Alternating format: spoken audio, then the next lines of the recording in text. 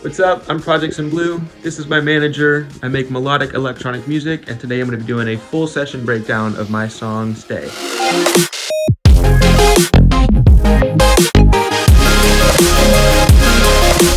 Also, disclaimer, I recorded most of this video like 6 months ago, so I might look different at times.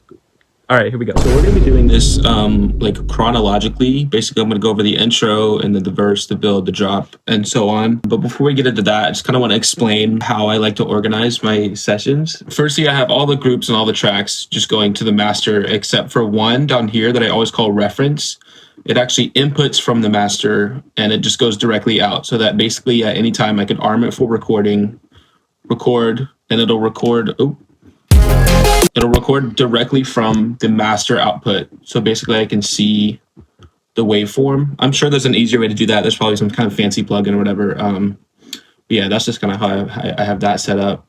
And then I have another track at the very top of everything. It's just an empty MIDI track. And basically all it is a singular MIDI clip that spans the exact length of the session so that I can very quickly select that MIDI track and just bounce the whole thing, just kind of like as reference along the way as I'm going. And then yeah, everything else is just kind of in their own group of like similar instruments. Like I have Meat, which are, it's a funny name, but it's like the more present, like audible kind of element, and most of it's like synth based, like MIDI clips. And just for the sake of this breakdown, I have pretty much everything like frozen right now because my poor little laptop, I'm working with a MacBook Air right now, 2020 MacBook Air.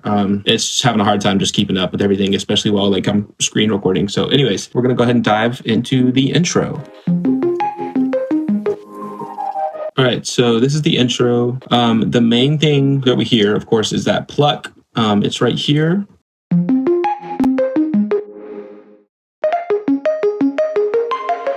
And it's kind of built up of three elements. There's this one here. So we can see that I have it, there's like an instrument rack with three different like instances of some kind of VST. The first one sounds like this. Very super like kind of a saw wave, just a short saw wave with like an envelope on the like the cutoff of the filter. Nothing fancy at all going on there. Same with this one. More so just like a sine wave or a like a triangle. And then this one is kind of just a pop, like an atonal. Just to give the whole thing a little bit of attack. I'm sure I could have just built that into one of the other synths, but I don't know. It was kind of a last minute thought, I think. And so I just do it on as its own branch. And then there's some reverb throws going on here, somewhere in here. Yeah, right here. Well, that's not really a throw. I don't know. That's just kind of automating the dry wet of the reverb to keep it interesting. And then right here in this little gap in the MIDI, I have this frozen reversed part right here, which is pretty much just this synth up here, the pluck, just bounced and then reversed. Hey, it's me from the future. I forgot to mention that melody comes from a song that I used to play like on piano. Like I wrote it on a piano. I grew up playing piano, like teaching myself piano. So here's a clip of me playing it on a piano on my college campus like 6 years ago.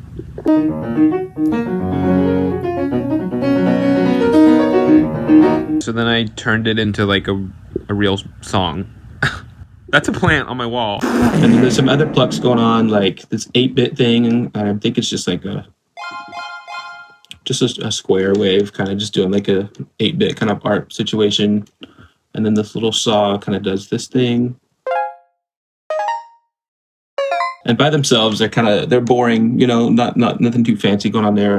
But then everything together, these plucks sound like this.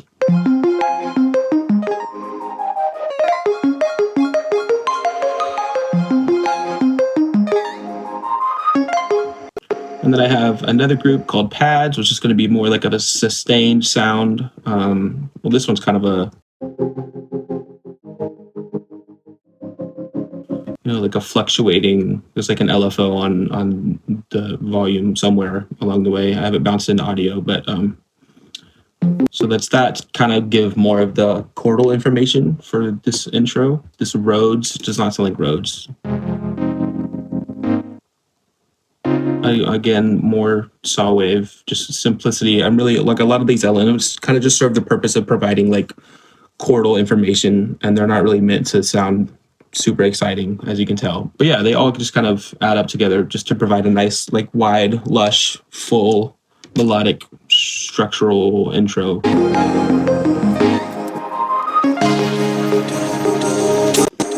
So I have the effects group is usually pretty huge. By the time I'm done with the project, there's a lot of tracks in it, but it's mostly like atonal kind of stuff. So we have like a lot of high end, just glitchy, filling, textural, like sustained, like all, like a just a sample of like rain for like 2 minutes or something. And then this is something that I use a lot. Is this? I think I just like ripped this from YouTube, making a titanium and meteorite ring. But it's just like, if you have headphone glasses, it's going to be a whole lot easier to hear this. Sounds like this. Yeah, just very small, like detail, just kind of something on the left and right channels, just to provide a little bit more texture and variation, kind of give that organic type of feel. And then, yeah, there's like a tick thing. A lot, yeah, again, a lot, pretty much everything in the effects group. That's creepy. It's just some kind of like atonal, like high end something. Come on. That was my cat trying to come in here. He can open the door. How exciting is that? I think that's pretty much it for the intro. There's not really anything like too notable going on. Cool. That's it.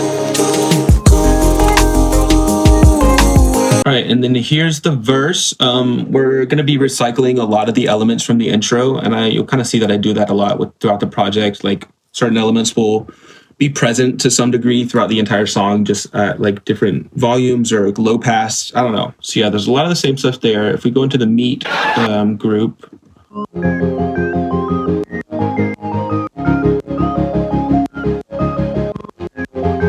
I have this thick retro, which again it's frozen, but that's kind of just doing like the main body and those low mids. And then, by the way, I'm looking at my master chain right here. After the whole master effects chain, I just have an EQ purely just for like reference purposes, just to look at the visual response. So that's just kind of filling out those low mids and providing the main like tonal information of the chord progression. And I have a big pad. What is that? So this one's just a wide, like atmospheric kind of thing. And I have this piano.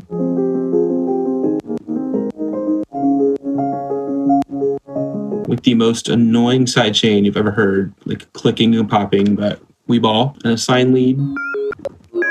Again, a lot of this stuff is just kind of more of like background elements that all kind of work together to provide that lush, full tonal information. More pads down here.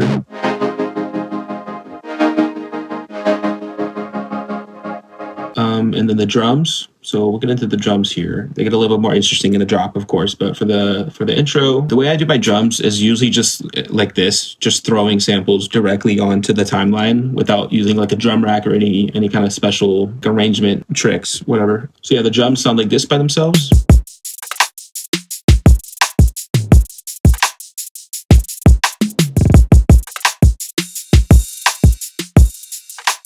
There's really nothing fancy going on here. Just some really tight samples. A lot of these are just Ableton stock samples, Paper Bag is something that I use a lot, kind of reversed into a snare. The whole sample sounds like this.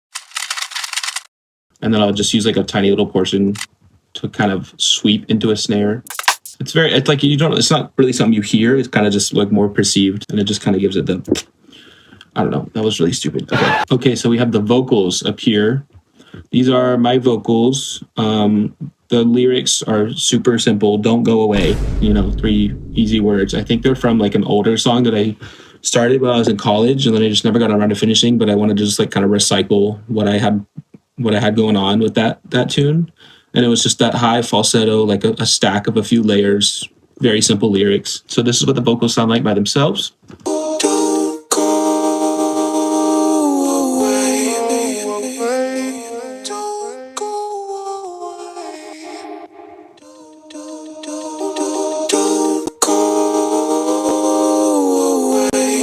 Yeah, so it's pretty much, it sounds like exactly what it is. It's just a few layers on their own tracks.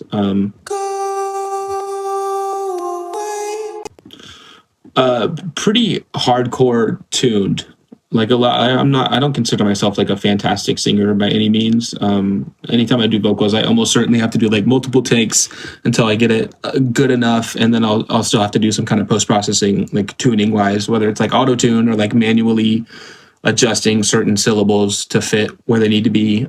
So there's a whole lot of that going on here. But I think, in context, both with the other vocals stacked around everything and then like just in the song, it's not like, super noticeable. So yeah. Let's see. Where's the main right here? Go away. There's kind of a delay, like throw towards the end of each phrase there. And I think that's pretty much it for the verse. There's nothing other like super notable going on here. Let's get into the build up. All right, so here's the build-up. Again, most of the elements that we've already heard are just going to get recycled into the build-up, whether, like with some kind of new adjustment, whether it be like the volume or the reverb or, like some kind of filtering or something. But I have these new elements right here, actually, that are new relative to the intro. So they're kind of exclusive to the build-up. They sound like this. It's that plucky kind of...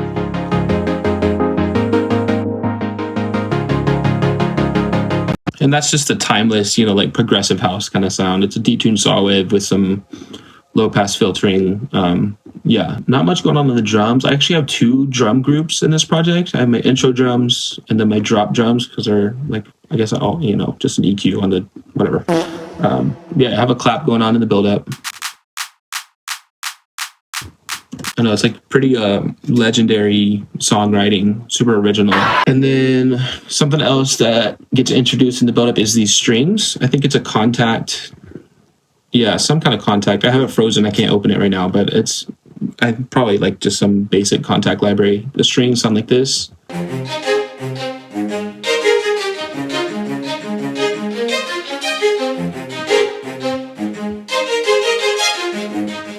So it's kind of teasing the melody from the intro and then also the melody of the drop. They're all like the same or like a very similar melody. So I'm just kind of like doubling down on that, like what we're about to expect in the drop, basically. And I have the same melody played on a different synth right here.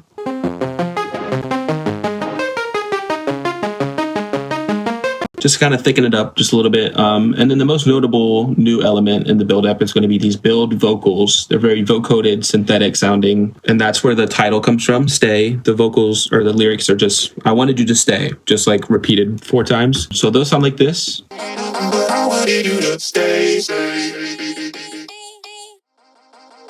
I wanted you to stay. So again, just like the intro, that's kind of just a couple layers. Let's see, the main one, I think is this one.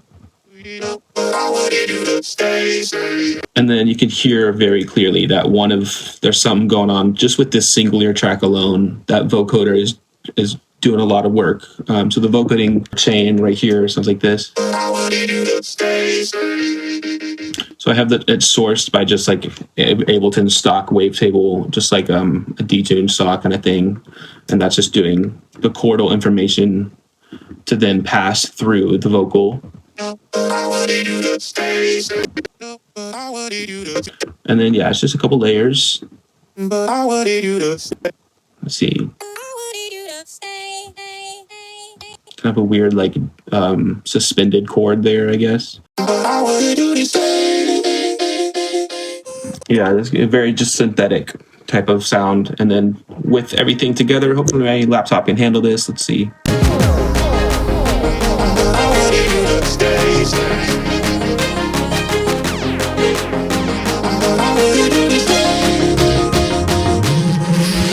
Let's get into that little bass sound because it's something that I've used a few times.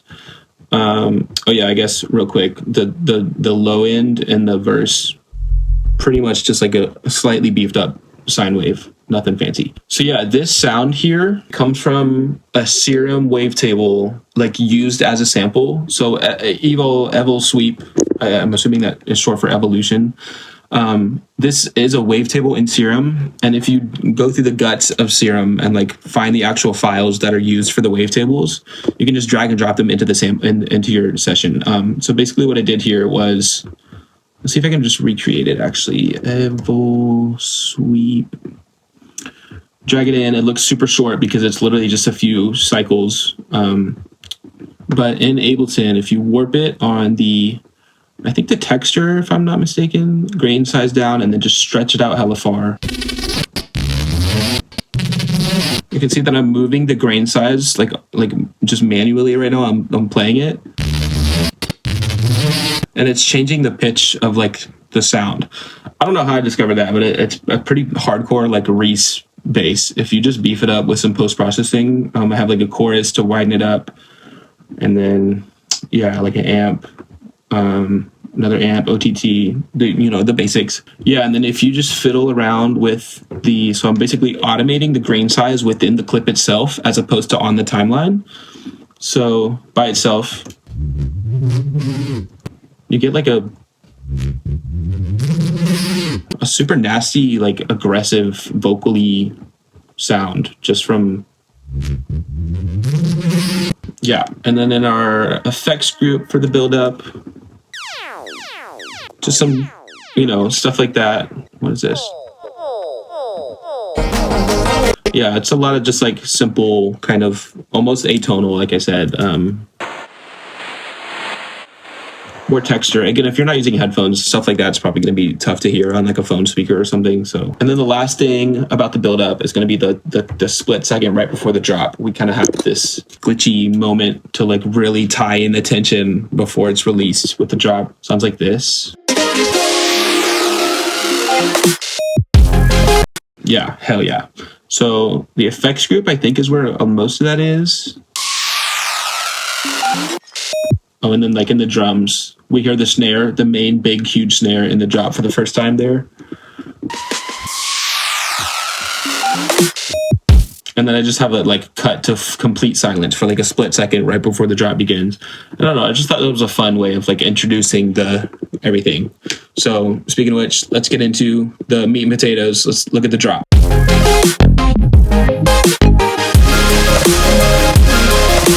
Okay, that whole thing that you just watched, that was like 3 weeks ago, and then I got really sidetracked. So now it's 3 weeks later, and I'm gonna finish the rest of the video. What the? I lied. It's been 6 months. Okay. We're gonna start with the drums. Again, it's just like samples, just kind of laid out directly onto the grid. I have a big fat kick that's a few different layers. So it's like this kind of acoustic-ish one. And then the icon kick is something out of the Ableton stock library that I like to use a lot. But I'll like saturate it and use an amp to kind of really bring out the crunch in the high end. And then I'll just cut the lows out after the crunch and like layer that on top of the kick. And it just kind of gives it like a wide crunchiness. And let me just play the whole drum group actually.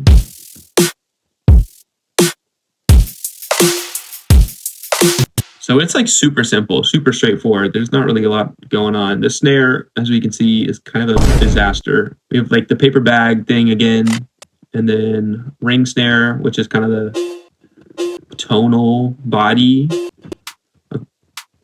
A little clap that's like offset, so it kind of happens just a hair before the actual beat of the snare. And then right here is the two main layers, I think.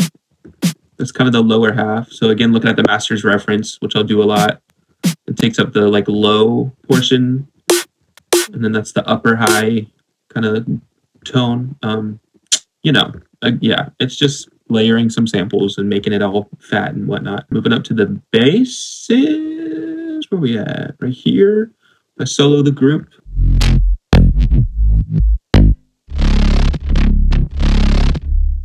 The most notable one that we're hearing is, of course, this kind of detuned Reese thing, which is a couple of different layers. So it's mainly this body, which is like the low mids and the highs. And there's like a EQ doing some filtering right here. And then we can see that the sub is completely cut out at the end of the rack. There's no actual fundamental. It's just the first couple overtones and then like all the highs.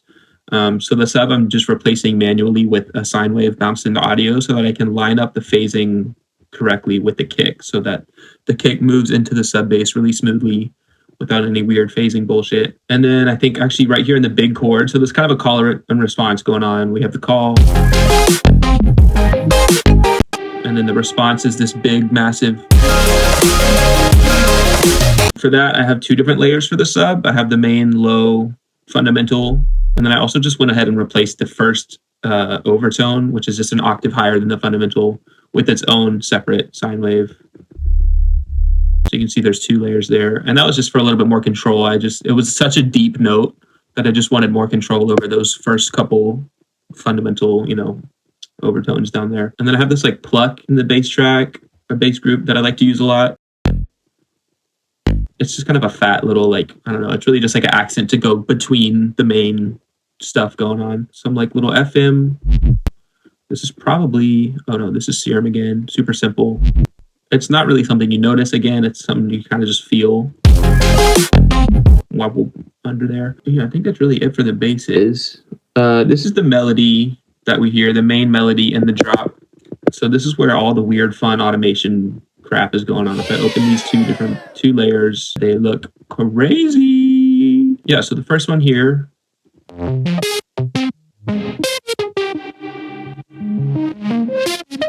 Just a wide detune lead crunchy thing. The sauce is the automation. So without this automation, if I take this EQ off,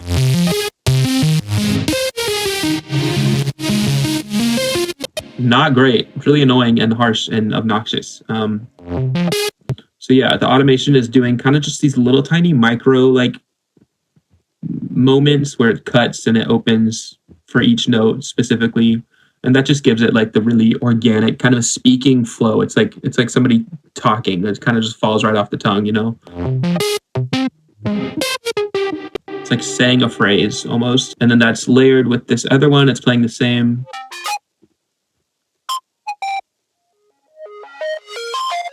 Just like an octave higher, and it's more hollow, kind of a square. So that's really doing the main, that's the main thing that we hear. Anyways, moving on up, we have this giant group, random shit. I'm kind of forget again. This is 6 months after I've done most of this video, so I'm kind of forgetting how the whole project was put together. So it's just more supporting layers. This pad is kind of following the same LFO, or not LFO, kind of just low pass, high cut automation. Then we got some Vox layers. I think this little, what is this? Just a little tiny beep boop. Again, something more you just feel rather than actively notice in the mix. Kind of just goes between, just like that bass note that I was talking about. It just kind of goes between the little moments to kind of fill it out, make it a little bit more interesting. And then moving up, we have the meat group.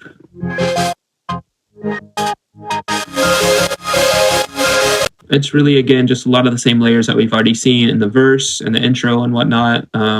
Again, just kind of following that same talkative flow with the automations on everything. It's all frozen, but I'm sure, yeah, it's everything probably just has some kind of automation in the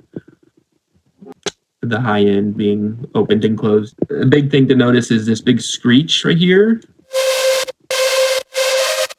It's a layer that I love to use on a big super saw chord stack. So anytime I just want to have a massive chord that just sounds bigger than life, this layer is always really important. It kind of just gives it that screechy, aggressive, high mid region. Frozen track, but I can pretty much tell you it's just a saw wave. I like to use Wavetable because it's pretty easy on the CPU.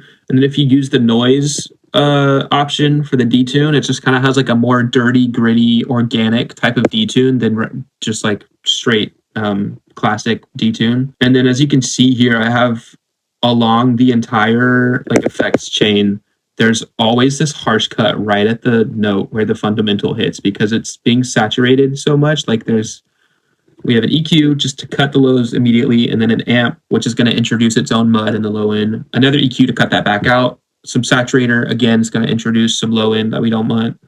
Another EQ to cut it right back out. And then Valhalla, room, reverb, another saturator. And then at the end, another EQ to cut those lows. And you can see it's kind of, I have them all three automated to follow the pitch. So you can see all three of those EQs moving along with the note that's being played. And it does it again over here, I'm pretty sure. And then I kind of have like a little tape scratch moment. I think that's, I don't know where that's happening. Is that on the group? Maybe? Yeah. Redux. Oh, yeah. Some redux on that entire group, just like sweeping it downwards into the next measures, whatever. I don't really think there's anything else going on here. There's like a few little effects just kind of filling it in. I have a cat hair in my mouth. Yeah, I'm pretty sure that's it. It's really like simple. There's not really a lot of like sound design wizardry going on. It's just being patient and taking your time with the automations and making it flow well and just be cohesive. Everything serves a purpose and they're all kind of flat by themselves, but you put them all together and it, I don't know, I think it works. So that's pretty much everything for the drop. Yeah, let's look at the breakdown and the bridge. And then after that, it's pretty much just like all the same, just kind of variations a little bit. Yeah, breakdown, bridge. The breakdown is like nothing new at all. It's all the same elements, again, just kind of being remixed. It's the remix to fit the vibe of the breakdown. I think the only new little thing is that little. That was so stupid.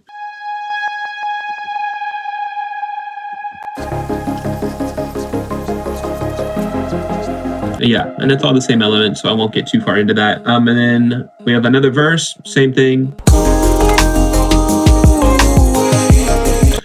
And then the bridge, so everything kind of like washes out in the reverb.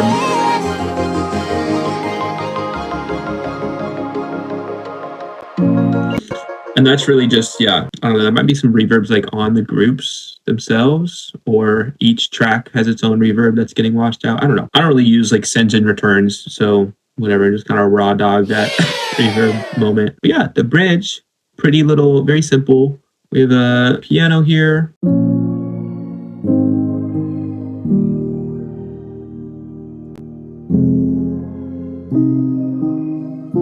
And it is the gorgeous, gorgeous, very free plugin Labs, which is fantastic for doing these beautiful, soft, realistic pianos. I absolutely love it. Pretty straightforward there. A little bit of EQing just to kind of clean it up, fix the stereo imaging down there for the start, and then some Valhalla reverb. It's Frozen again, of course, but there's Valhalla Shimmer, which is just a reverb plugin from Valhalla that kind of does like a feedback thing where you can feed the output back into the plugin an octave higher than it came out, and so it kind of just like repeats up the octave. It's very faint, but you can hear it in there. Yeah. We have an ARP here.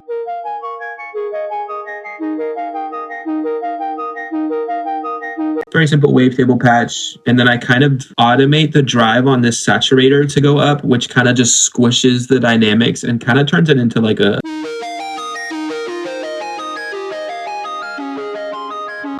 square wave-ish almost, or like kind of it's almost like electric guitar-esque. It's really just, yeah, it's just crunching it. And then that delay is what makes it all dreamy and pretty, because without it, it's just kind of like.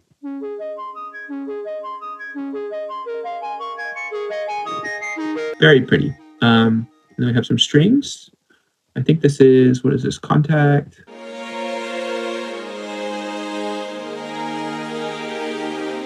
Beautiful, bruv. Let's see. Intimate Strings Light.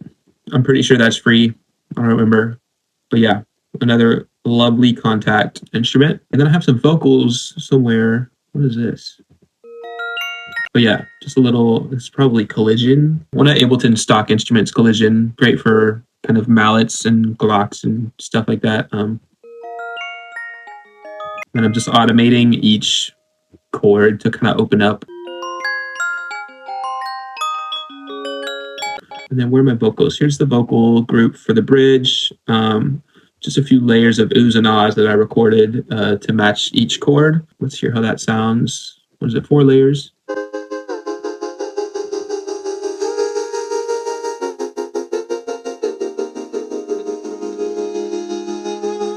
So obviously we have the LFO doing some fun, like robotic automations on the volume, but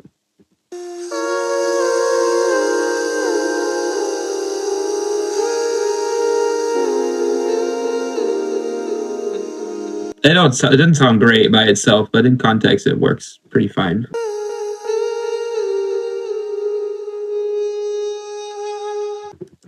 Anyways, sounds pretty okay in the context. So we ball. That's pretty much it for the whole song. There's not really any new elements in the whole second half after the bridge. We have the same build pretty much. It just kind of starts off a little bit softer than it did the first time around. And then the second drop, same thing, except I just do a little bit of a fake out by taking some of the drums out. There's a little bit of a change in the automation on some of the instruments at just the beginning when there's no drums, just to keep them closed a little bit more, and then it opens so that it, when it opens, it hits a little bit harder.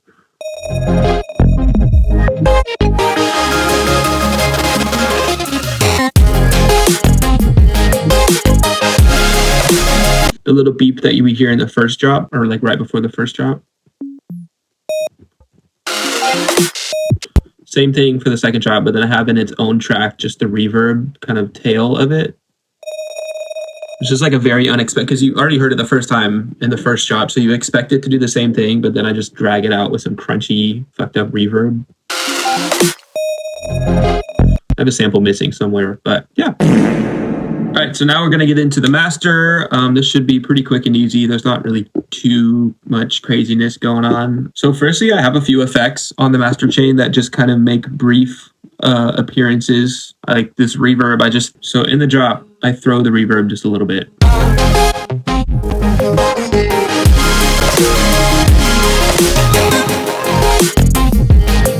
And then that dynamic tube after the reverb gives the whole master, it kind of gives the reverb tail a little bit of crunch.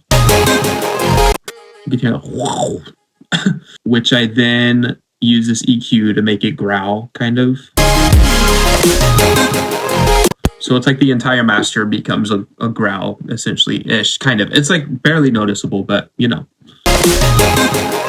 Yeah, so after all that bullshit, this is the master chain, starting off weird. I feel like I've learned a lot since making this song, so I definitely would have handled the mastering differently. I just took a look at it before recording, and I'm like, what the hell? But yeah, we have this basic EQ just kind of doing a big cut right there. I don't know, I guess I was not feeling that area. Utility just for the DC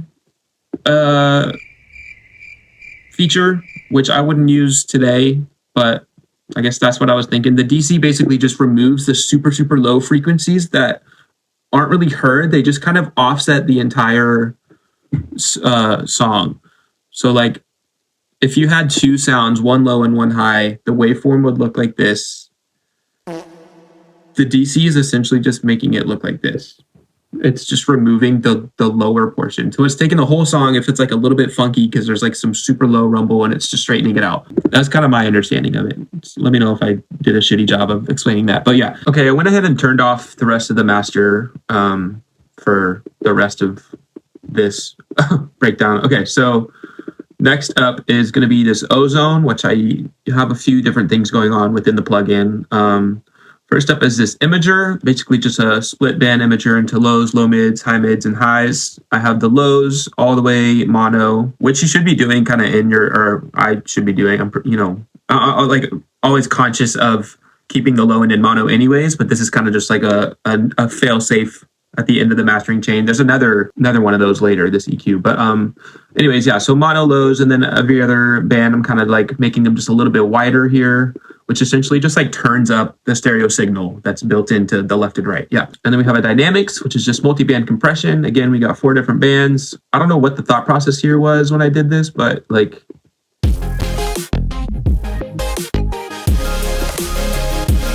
they're not really doing a whole lot. It's pretty gentle compression, whatever. Like I said, I would handle this whole mastering a little bit differently today, but we ball. And then I have an exciter, which is just some very gentle saturation. I have the amount, which I think is just like the dry wet, very, very low. So, or no, that's not the dry wet. The mix is the dry wet. The amount is just the drive of the saturation. Honestly, like I wouldn't even know if that got turned off. I can't tell very much. But anyways, and then a maximizer, which is basically just a limiter, just to push it up pretty loud. I really like Ozone's like algorithm or maximizer. It's just very nice and organic sounding, or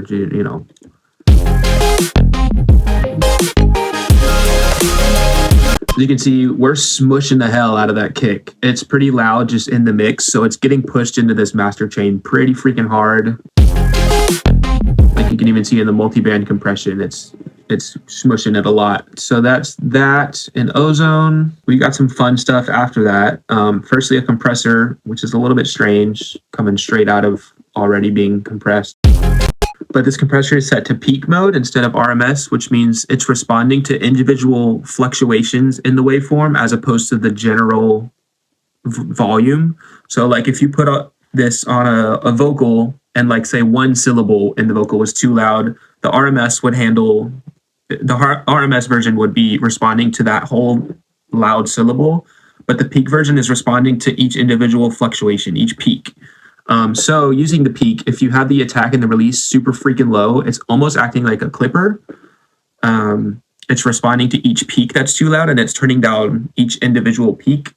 And then the makeup gain just kind of brings it back up. So it's kind of like a saturation almost, like it's responding to some peaks and then it's pulling everything back up. And then we're kind of doing that same situation again. After everything in the master so far, I have a saturator with the analog clip, and then I have a little bit of drive, some DC. And with the soft clipping on, so I have a little demonstration here. So this is what this saturation situation is doing to the master. This is the waveform without the saturation. So this is the waveform up to this point. So not a master. Up to this point, this is what the waveform looks like.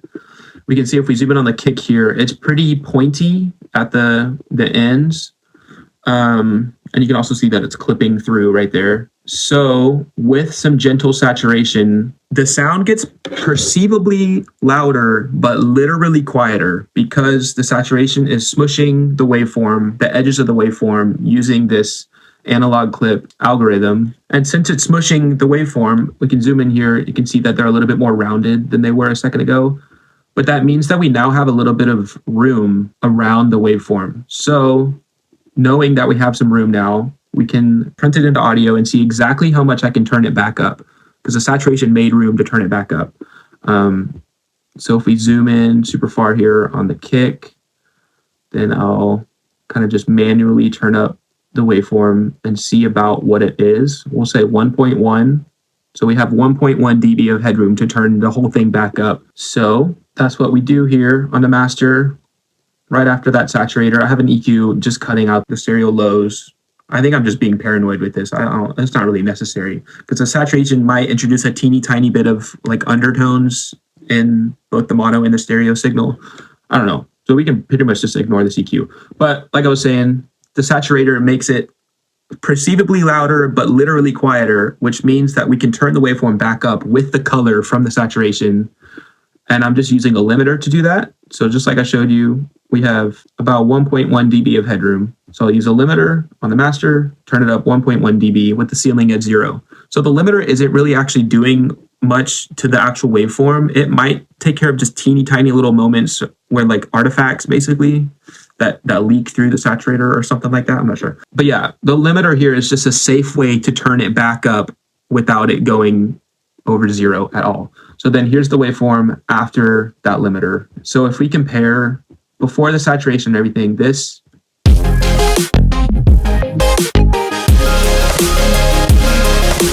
and then with the saturator, again, perceivably louder, but literally quieter.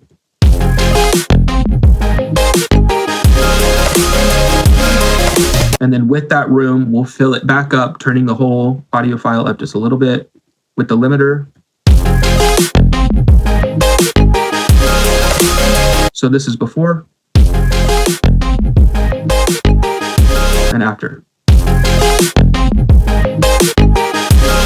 And it's just like one last little way to add a little bit of beefiness and some color and power to the whole thing. It's very gentle. I think if I were doing this today, I'd probably only use like 1 dB of drive in the saturator. I think it's a little bit aggressive on this song, but you know, it is what it is. I'm pretty happy with it overall. No regrets. So also, wait, one more thing about the master saturation. That whole thing that I explained with the saturating it and then turning it back up with the limiter, it only works if your saturator is at 100% dry wet. Because if you're doing like 50-50, then some of the unsaturated signal is going to be leaking through, which means you're not going to have this headroom up here after the saturator. This room up here is going to be filled up with the unsaturated signal. So in order for this whole thing to work about the saturation, you have to have the saturation at 100% dry wet so that you only have the colored version and you have that room to turn it back up. All right, well, that's pretty much it. I hope you learned something new, if that's what you came for, or if you just wanted to see, if you know that song already and you like it and want to see how it was made. I hope this was fun. I have an album coming out pretty soon. It sounds a lot like this, very much in this, area of music. Here's every single song on the album playing at the same time. Do you like it? Good. Can I zoom in? What the freaking heck? Okay, well, that's it. Bye.